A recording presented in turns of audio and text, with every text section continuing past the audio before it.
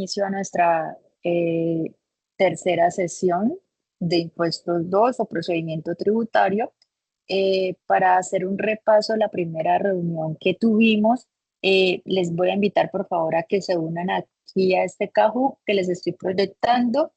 Entonces ahí está el pin del juego. Vamos a hacer unas preguntas de repaso de los deberes formales de los contribuyentes y continuamos con el tema. ¿Listo? Entonces, por favor, los invito a que se unan.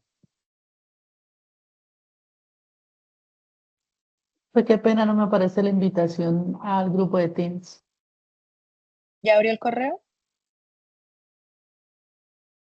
Sí, señora. ¿El Outlook? Sí, señora. Pues ahí sí no sabría porque el correo se les envía a todos los correos o 365. Y revisé uno y sí llegaron.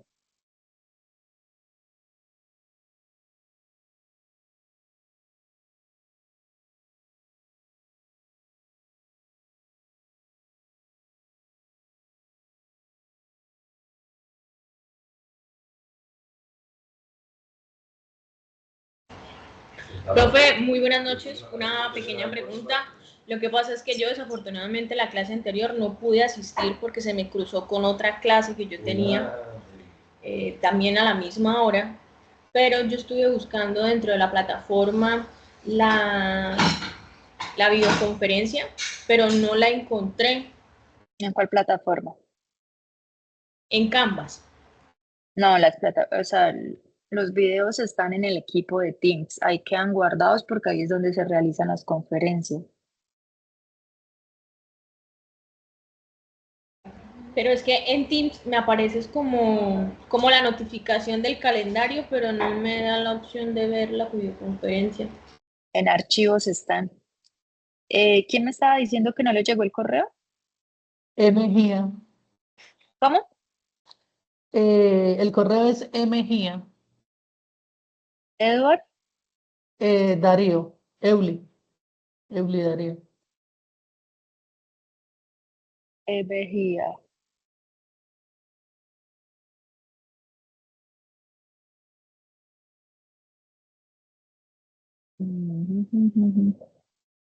¿Cómo es el correo? Y lo agregamos. Mejía. 364. Este. Sí se envió la invitación. Invitada. @ o365unat.edu.co. Sí, sí, señora, no, no me aparece. Ni ninguno de los dos correos. Ah, no, es solamente a este. Al otro no le llega.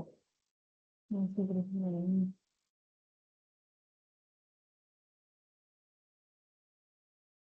A ver, chicos, ¿quién más se va a conectar para empezar?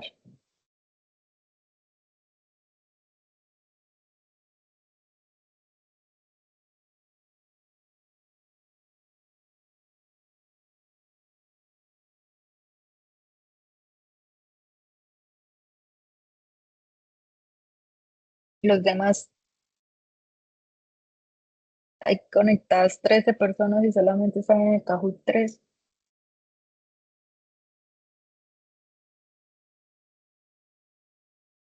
Ya voy entrando, profe, un segundo.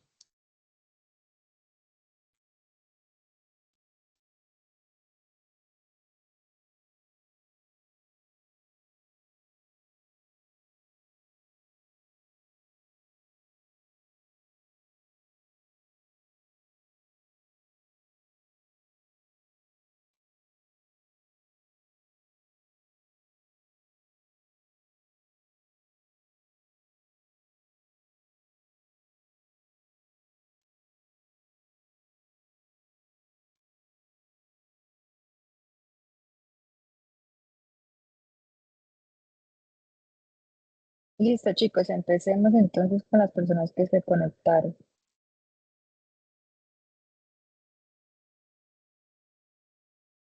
Preguntas como estas van a ser el parcial.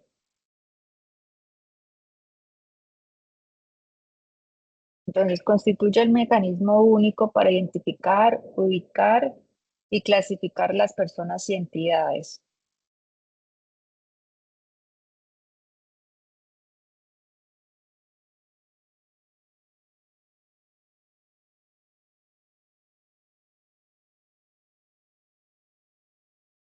El root. Entonces, cuando vimos la primera clase antes de hacer el ejercicio, lo que decíamos es que el root era el mecanismo que se utilizaba para identificar los contribuyentes. Entonces, ahí es donde se identifica, se ubica y clasifica a las personas, pero no solamente las personas naturales, sino también las personas jurídicas, y que estas obran a través de un representante, ¿sí?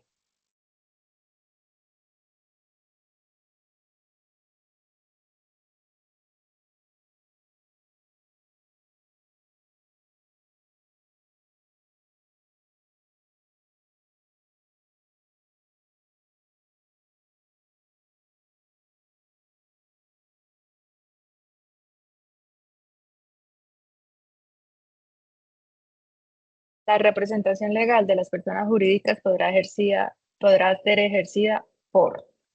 Entonces, ¿qué nos dice el artículo del Estatuto Tributario en el 556?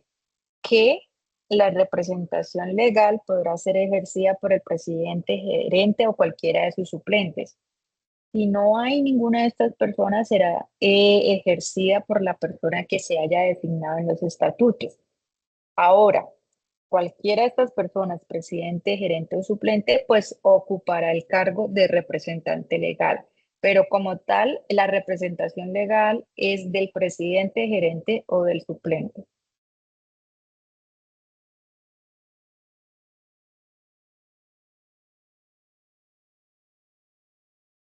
El agente oficioso es directamente responsable de las obligaciones tributarias que se derivan de su actuación, ¿sí o no?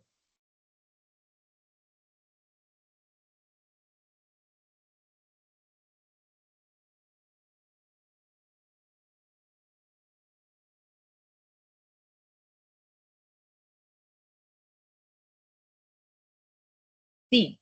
Entonces, ¿quién es el agente oficioso? Habíamos dicho que para todos los procesos donde se tenga que actuar ante la DIAN para interponer recursos, se tienen que hacer a través del agente oficioso. Y este agente oficioso es el abogado. El abogado va a ser responsable de las obligaciones tributarias que se deriven de su actuación.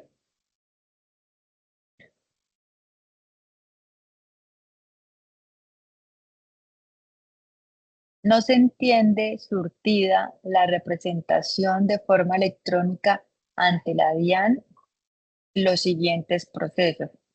Entonces decíamos que ante la DIAN se pueden radicar procesos de manera presencial o de manera electrónica.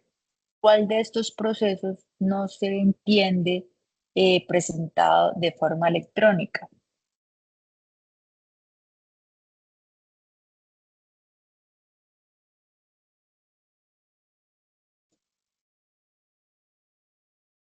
Solicitud de certificado de existencia. Entonces, todos los procesos que se realizan de manera presencial se pueden hacer de manera electrónica. Presentación de escritos como respuesta a recursos o requerimientos, derechos de petición, solicitudes de devolución, todo se puede hacer a través de manera electrónica, ya sea porque se radique a través de un correo electrónico o a través de un PQR. Aquí lo que no se puede, pues son los solicitudes de certificados de existencia, porque esto se hace es ante la Cámara de Comercio y no ante la DIAN. Pero el resto, todo proceso que sea ante la DIAN se puede realizar de manera electrónica.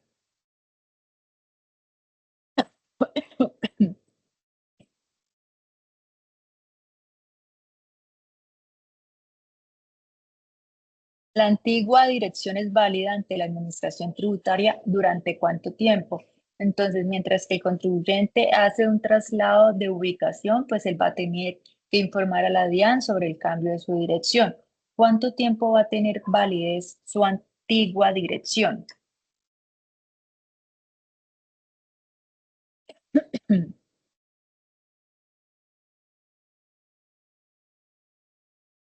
Entonces va a ser válidas por 3 meses, es decir, que el contribuyente va a tener 3 meses de tiempo para poder actualizar su RUT con la nueva dirección.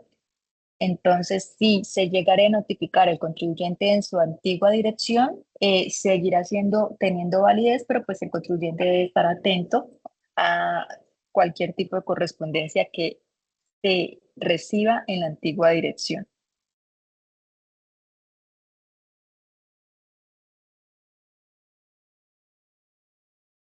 Dirección para que se le notifiquen los actos correspondientes a determinación de un tributo.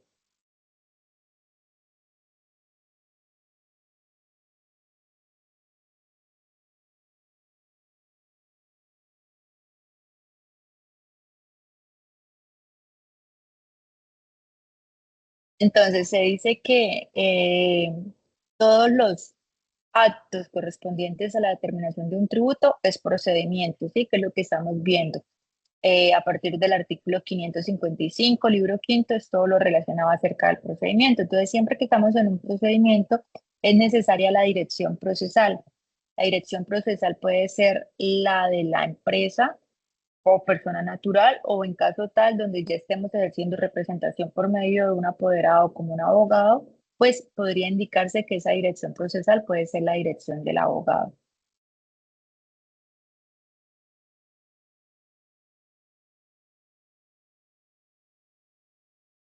Cuando no se puede establecer la dirección del contribuyente, los actos se notificarán por medio de periódico nacional. ¿Verdadero o falso?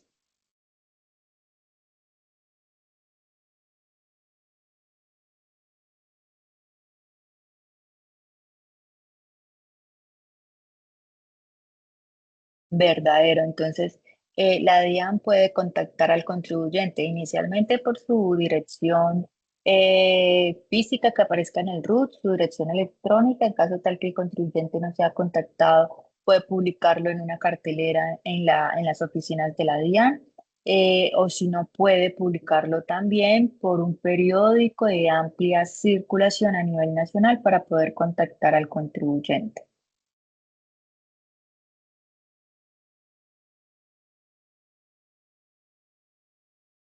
Eh, el término para dar respuesta a la DIAN después de ser notificado será contados a partir de. Entonces, cuando el contribuyente recibe un acto de la administración, no se empieza a contar el término de dar respuesta inmediatamente recibido, sino que la DIAN le da como una gabela de tiempo al contribuyente para que éste se dé como notificado. Y es de 5 días, entonces 5 días de la entrega al correo electrónico. Entonces, si yo recibí un acto donde la DIAN me está notificando determinado proceso hoy lunes, pues entenderá como notificado hasta el viernes, 5 días después. Y a partir de este quinto día, pues ahí sí empiezan a correr los términos que yo tengo para responder. El término general son 15 días, que es lo que yo tengo para responder, pero dependiendo pues el caso, pues podrán variar esos términos. Pero esa notificación se entenderá surtida a los 5 días de la entrega del correo electrónico.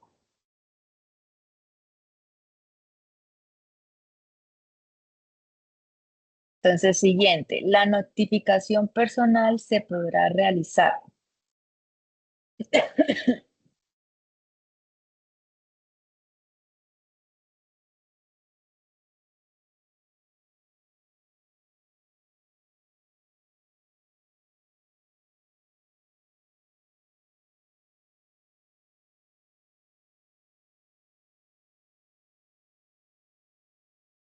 Entonces, se podrá realizar la notificación del personal, se podrá realizar en la oficina del contribuyente o en la oficina de impuestos. Entonces, puede ser que la DIAN se acerque a la oficina del contribuyente y le notifique determinado acto, o puede ser que al contribuyente se le solicite que asista a la oficina de impuestos y en la oficina se le notifica al contribuyente. Entonces, cualquiera de las dos puede entenderse como una notificación personal.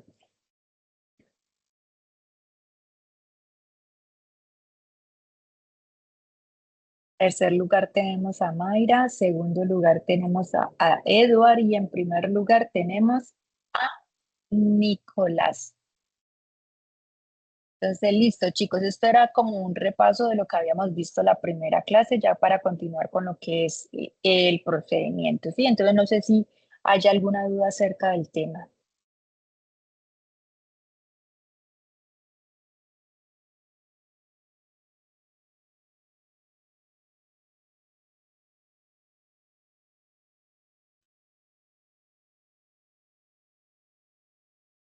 Entonces seguimos con lo que, pues, en el tema en el que íbamos, y es en el título 2, que son los deberes y obligaciones formales, pero para esto, pues, vamos a dejar claro lo que es el procedimiento tributario.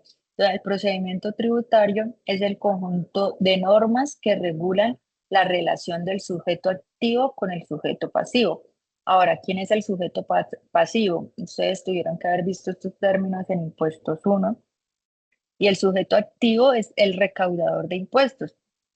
En este caso no es la DIAN es un intermediario quien le recauda al Estado. Entonces el sujeto activo es el Estado, ¿sí? Porque él es el que a través de su política fiscal impone cuáles son los impuestos a recaudar, tarifas, sujetos que serán contribuyentes y demás, ¿sí? Ahora, este conjunto de normas, que es el procedimiento, va a regular esa relación entre el sujeto activo con el sujeto pasivo. ¿Quién es el sujeto pasivo? Pues el sujeto pasivo son todos aquellos que están obligados a contribuir con los impuestos.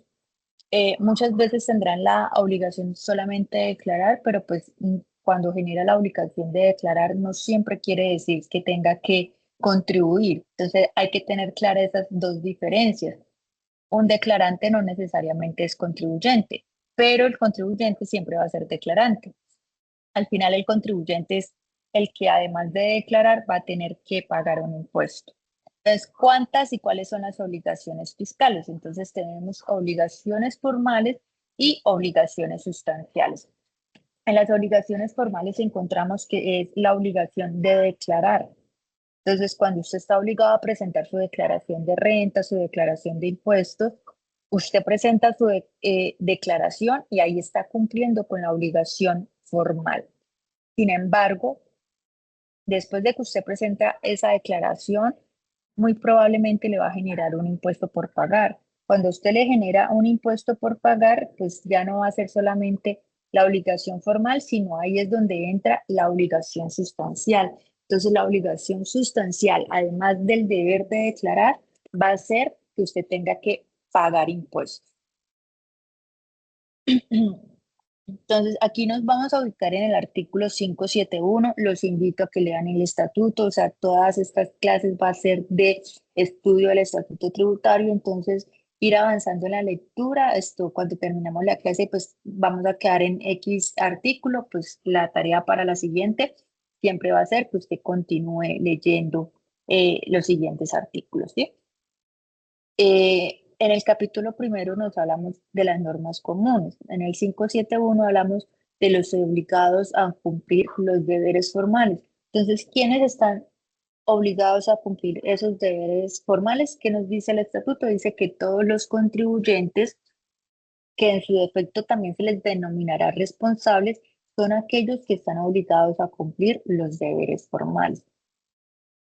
Ahora, en el 572 nos dice que los representantes que deben cumplir los deberes formales. Entonces, hace un momento estábamos viendo que una persona jurídica va a tener una representación legal por medio del presidente, del gerente o cualquiera de los suplentes, pero pues hay otros casos donde también se necesita unos representantes para cumplir con esos deberes formales. Entonces tenemos el caso de los hijos menores. Los hijos menores pues necesitan que sus padres los representen, porque pues ellos no están en la capacidad de ejercer su propia representación, sino van a necesitar que sus padres mayores de edad ejerzan representación por medio para sus hijos menores. Otro caso es los tutores o curadores por incapaces. Entonces, por medio de sentencia judicial, se podrá declarar que una persona es incapaz. Puede ser el caso de una persona que tiene una gran riqueza, pero pues tiene el vicio de estar en los juegos de azar. Entonces, siempre que va y juega, va y pierde mucho dinero. Entonces, en este caso, puede solicitar su esposa o puede solicitar sus hijos o puede solicitar sus padres ante un juez que esa persona sea declarada incapaz, incapaz porque no puede controlar sus propios bienes. Y el juez analizará el caso y dependiendo de la situación, pues dará sentencia donde diga que esta persona es incapaz y por tal va a necesitar un tutor o un curador que lo represente. Entonces, esta persona, tutor o curador, será quien ejerza su representación para la declaración y pago de sus impuestos y cumpla con sus deberes y obligaciones formales. Ahora, tenemos los gerentes, administradores, representantes legales. En este caso, pues, lo que ya les decía, que eran los que ejercían la representación legal de las personas jurídicas. Ahora, los albaceas. ¿Quiénes son los albaceas?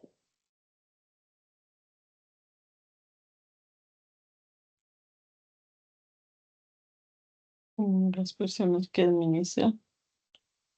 Dime, señora.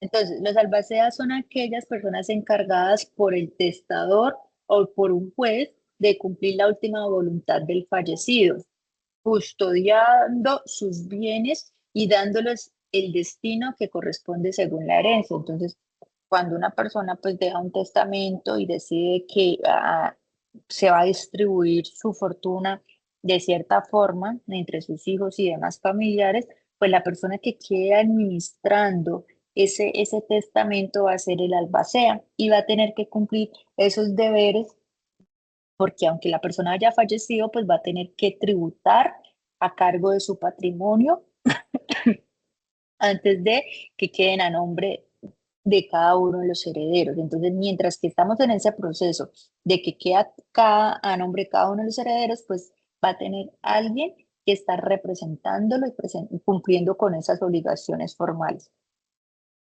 Administradores de bienes comunes, entonces lo encontramos en las propiedades horizontales, donde se nombra un administrador para que represente esos conjuntos residenciales y demás, y pues, pues están administrando unos bienes comunes y pues él será el responsable de cumplir con esos deberes formales.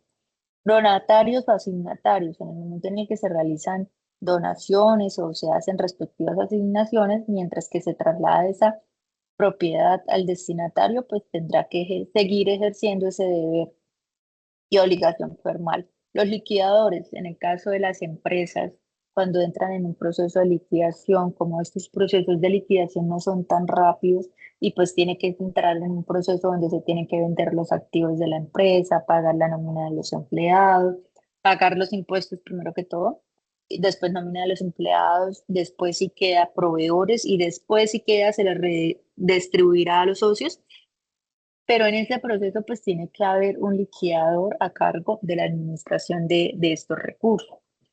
Y en el otro caso es los mandatarios, si es cuando tenemos un mandato, un contrato de mandato y hay un mandatario que es el que representa, a quien se le da la orden de lo que va a realizar, pues tendrá que ejercer la representación y cumplir con las obligaciones formales.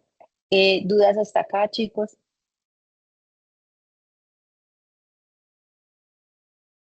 No, señora. Gracias. No, señora. Muchas gracias. En el 573 nos habla de la responsabilidad subsidiaria de los representantes por el incumplimiento de los deberes formales. Entonces, hay dos tipos de responsabilidad. Una es la subsidiaria y otra es la solidaria, ¿sí? En la responsabilidad solidaria es donde a cualquiera se le puede designar usted por cuánto debe pagar, ¿sí? Entonces, por ejemplo, si es el caso de, de un arrendador y tenemos un codeudor, a cualquiera de los dos se le puede cobrar lo que se esté debiendo, ¿sí? Porque tenemos una responsabilidad de solidaridad. Entonces, no tiene que haber como un orden a quién cobrarle, sino a cualquiera que tenga la capacidad de pagar, se le cobrará. Pero aquí hablamos de una responsabilidad subsidiaria de los representantes por incumplimiento de deberes formales. Es decir, él no entra a pagar con su patrimonio como representante legal de una empresa, pero sí entra a tener una responsabilidad subsidiaria. Es decir, que por firmar un contrato el cual no, pues, fue determinado en algún momento que pues era algo ilegal, pues él entra a responder subsidiariamente. El representante legal puede tener cárcel por las actuaciones que haya realizado dentro de la empresa. Entonces, aunque él no responda con su patrimonio como tal, sí puede tener problemas legales por su responsabilidad subsidiaria. Eh, Aquí tenemos acerca de las obligaciones formales que se deben tener en cuenta, porque pues las obligaciones formales no solamente es declarar los diferentes impuestos, también implica la inscripción en el RUT, la actualización en el RUT, realizar facturación electrónica, nómina electrónica, documento de soporte electrónico, llevar una contabilidad en debida forma. Hay muchas personas que, aunque no sean obligadas a llevar contabilidad, se acogen a las normas de llevar contabilidad porque quieren deducir en sus declaraciones costos y gastos.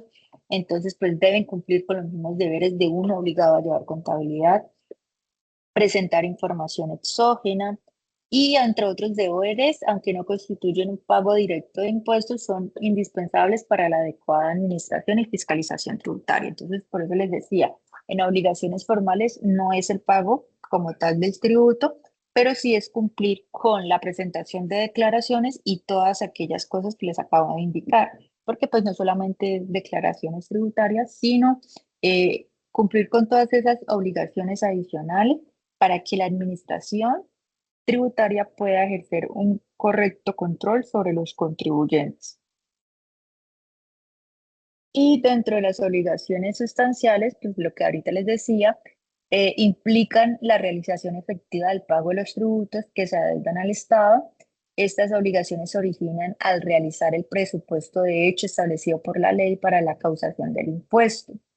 Eh, Aquí esta obligación sustancial tiene por objeto el pago del tributo. Entonces, pues aquí no hay otra cosa diferente en la obligación sustancial, que es pagar los diferentes impuestos, representando la contribución efectiva del contribuyente al financiamiento del gasto público, porque pues eso es lo que se busca cuando se imponen impuestos, ¿sí? Todos los impuestos a nivel nacional no tienen una destinación específica, aunque tengan ciertos nombres. Por ejemplo, cuando se creó el gravamen al movimiento financiero, que fue para una crisis de vivienda que hubo más o menos en los años 97, y se creó el gravamen, pero se creó en ese momento con una destinación específica, pero los impuestos nacionales no pueden tener una destinación específica. Entonces, aunque en ese momento se haya creado para eso, el gobierno es autónomo de destinar los recursos a donde considere que sea lo más adecuado. También tenemos el impuesto al carbono, que uno dice es un impuesto con una destinación específica, pero por ser impuesto nacional no puede tener esa calidad. Entonces, ¿qué pasa? Entonces, aquí sí, se puede distribuir algo específico que es para el cuidado del medio ambiente, pero pues todo lo demás, el gobierno tiene la libertad de elegir para qué se va a destinar ese impuesto. A diferencia de los impuestos municipales y departamentales, que estas entidades sí tienen la libertad de que si se crea un impuesto, tiene una destinación específica, a diferencia de los nacionales. Ahora, en el 574 nos habla de las declaraciones tributarias por clase de tributo. Entonces tenemos la declaración anual del impuesto sobre la renta, que se presenta para los periodos de agosto, septiembre, octubre, las de las personas naturales, y para las personas jurídicas que se presenta más o menos en lo que es abril, mayo, y abril y mayo. En junio no alcanzamos a tener declaraciones. Declaración del impuesto sobre las ventas. Unas declaraciones son de manera bimestral y otras declaraciones son de manera cuatrimestral. ¿De qué depende? De los ingresos. Entonces, si son superiores a 92.000 VT, pues tendrá que presentar de manera bimestral. Pero si es inferior a los 92.000 VT, se tendrá que presentar esas declaraciones de manera cuatrimestral. ¿Con qué fin hace esto el gobierno? Pues de agilizar el recaudo del impuesto sobre las ventas, que es uno de los impuestos con mayor contribución al Estado. Tenemos por otro lado la declaración mensual de retención en la fuente, rete IVA y rete timbre, que volvió a salir ahorita a la luz, que es un impuesto que se grava sobre todos los documentos privados. Entonces, tenemos la declaración mensual. Todos los meses se tiene que presentar la declaración de todas las retenciones que hayamos practicado, pero además de todo el anticipo del impuesto sobre la renta el cual nos vamos a descontar el próximo año en nuestra declaración de renta. Se debe presentar mensual, tenemos la facilidad de pagarla a los 2 meses después de haber presentado la declaración, y si no se llega a pagar en esos 2 meses después de haber presentado la declaración, pues eso no generaría una sanción. Tenemos la declaración anual de activos en el exterior para todos aquellos contribuyentes que tengan por encima de 84.000 VT activos en otros países, pues tendrá que presentar su declaración. No es una declaración que genere pago, sino es una declaración informativa donde usted le va a decir a la administración: yo tengo ciertos activos en otros países. Entonces, esto se hace más por control que por el pago que se tenga que realizar.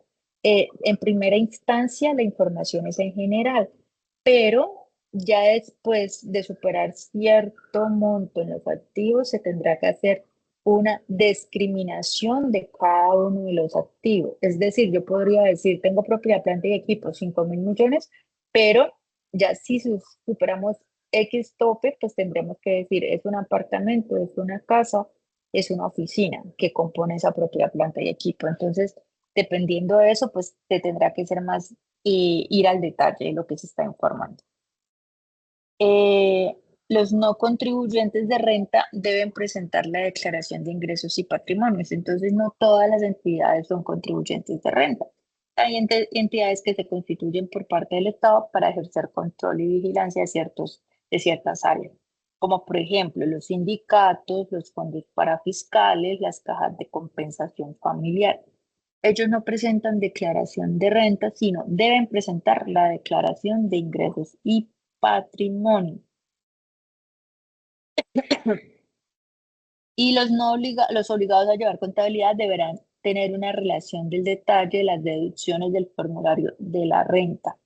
Es importante que todo aquello que se deducta en la declaración de impuestos sobre la renta, pues se tenga esa información del detalle, que es como el soporte que acompaña la declaración de renta de todos esos descuentos que se están realizando. Chicos, ¿dudas hasta acá? Señora Mayra, la escucho. Bueno, buenas noches, profe. Es que, pues ya que estamos hablando de este tipo de declaraciones tributarias, yo quisiera hacer una pregunta. Lo que pasa es que, digamos, en la empresa en la que yo trabajo, hace poco nos llegó una carta de la DIAN sobre una actualización que se había hecho en el RUT, donde nos agregaban una nueva responsabilidad que era el informante de beneficios de beneficiarios finales. Sí. Bueno, pues hace poco, hace como 2 días. Entonces, ¿eso se toma también como una especie de declaración o eso es algo diferente? No, los informantes de beneficiarios finales, eso no es una declaración. Eso hace más bien semejanza a un RUT, ¿sí? Como a un registro único tributario. Entonces no es el registro único tributario, sino es el registro de beneficiarios finales. Entonces lo que se hace es que eso empezó desde el año pasado, creo que en julio fue que se venció el plazo para que todas las empresas lo implementaran. Y es lo que uno hace es poner quiénes son al final los que van a beneficiarse con las utilidades de la empresa. En primera medida, pues uno dice, pues son los socios, ¿sí? E incluso hay un formato en Exógena donde uno reporta a los socios. Sin embargo, para muchos casos donde no hay socios como asociaciones, fundaciones, cooperativas o unidades de conjuntos residenciales, lo que se quiere es que se discrimine todos aquellos terceros que se benefician de esa entidad. Entonces, con esa intención se hizo el registro de beneficiarios finales. El registro se debe actualizar el día en el que se cambie un socio. De resto, pues no habrá que modificarlo. Entonces, el día en que se fue un socio y regresó el otro, pues entonces ese día se actualizará el registro de beneficiarios finales.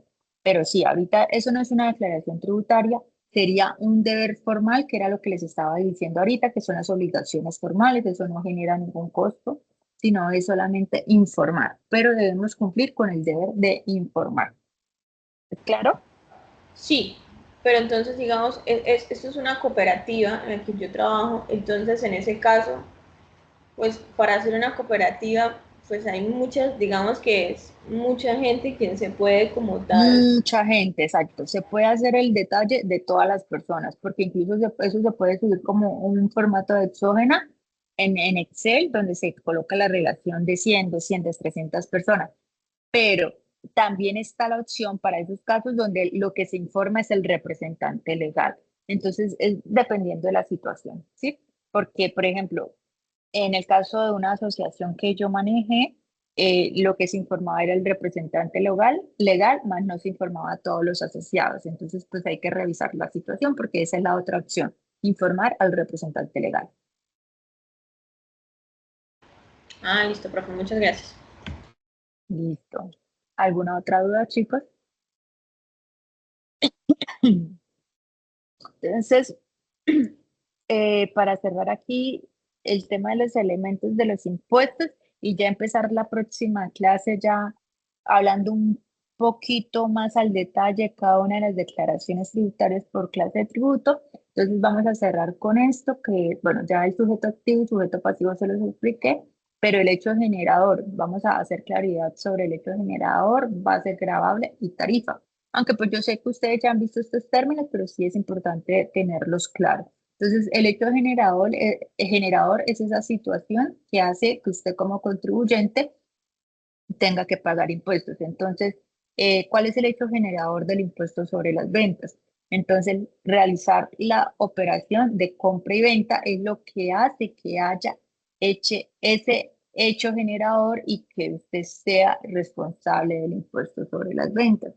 ¿Cuál es el hecho generador del impuesto sobre la renta? Entonces, que usted tenga ingresos que le incremente su patrimonio. Entonces, cuando usted tiene ingresos que le incremente su patrimonio, pues ahí se está generando el hecho para que usted tenga que pagar impuestos sobre la renta.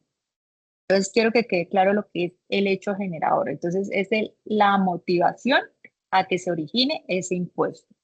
La base gravable, pues ya el gobierno establece sobre qué base, a partir de qué base se empieza a generar el impuesto. O sea, en el IVA, pues cero. Ya en la renta, pues encontramos que de 0 a 1090 VTs, pues usted no tiene que pagar impuesto, pero de ahí en adelante, pues usted tendrá que pagar impuesto de manera progresiva. Entonces ahí se determina la base gravable. Y la tarifa, pues ya es la tarifa que el gobierno asigne para que usted pague el impuesto. Entonces, el impuesto sobre las ventas va a ser el 19%, el impuesto sobre la renta para una persona jurídica va a ser el 35%, el impuesto sobre la renta de las personas naturales será del 0 al 39%. Entonces, dependiendo de la situación y de las condiciones que se hayan establecido, pues vamos a variar dependiendo de esa tarifa. Entonces quiero dejar hasta acá, no sé si hayan dudas hasta el momento, chicos.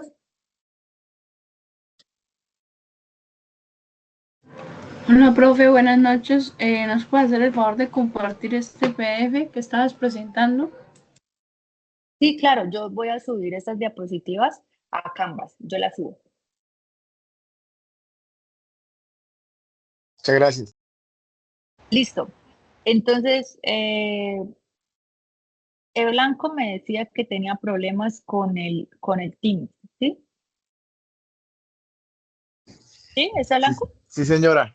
Sí, Entonces, o Mejía, no me acuerdo quién fue. no, Blanco, ese Mejía, profesora, yo lo que le coloqué es que no veía por dónde ver las grabaciones anteriores. pero ya puedo ingresar al equipo. Sí entro, profesora, pero yo ahorita Entonces, o sea, escuché ese que es su el merced dice, equipo, sí, procedimiento tributario, ahí sí lo pero estoy a mostrando. mí Ah, no me lo coloca así, profesora, no me lo bota así, porque porque entonces tal somos vez no son invitados. mío. Sí, yo entré por el correo, el O365, ¿Y entró a archivos? pero, ahí está la invitación de su merced, pero ¿Pero entró a archivos? no me lo muestra así, profesora. Sí, eso le iba a comentar, profe, es que no sé por qué, porque yo también ingresé por el blog para aceptar la invitación, pero nos carga muy raro, o sea, o sea, no puedo acceder para ver las videoconferencias por lo mismo, porque dice que aparezco como invitado. No, entonces lo que, Apareces como si hubiera una conversación. Hay un compañero, creo que es de nombre Nicolás, donde le hace unas preguntas. Ahí mismo yo le coloqué, profesora, no puedo ver. Eso. Eso es lo único que aparece, profesora. Ahí yo le Y coloqué no aparecen los archivos. no, ni las publicaciones, solo Ah. aparece lo anterior, profesora, donde hablamos nosotros, solo los chats. Pues voy a revisar a ver si yo puedo cambiar de pronto hay algún como una privacidad, porque en últimas lo que voy a hacer, como está presentando bastante inconvenientes, es subir estas grabaciones a YouTube y compartirles el link para Muchas que no gracias, hayan profesora. inconvenientes. Pero entonces Muchas déjenme, yo gracias. reviso mañana y yo cualquier cosa les estaré avisando. ¿Listo? Listo, sí, señora, muchas gracias. Listo, profe, sí, muchas gracias. Bueno, listo, chicos, que tengan una buena noche y una feliz semana. Que descansen. Buenas noches, profesora. Buenas Hasta noches. luego, buenas Muchas noches para gracias, todos. buenas noches. Chao. Buenas noches.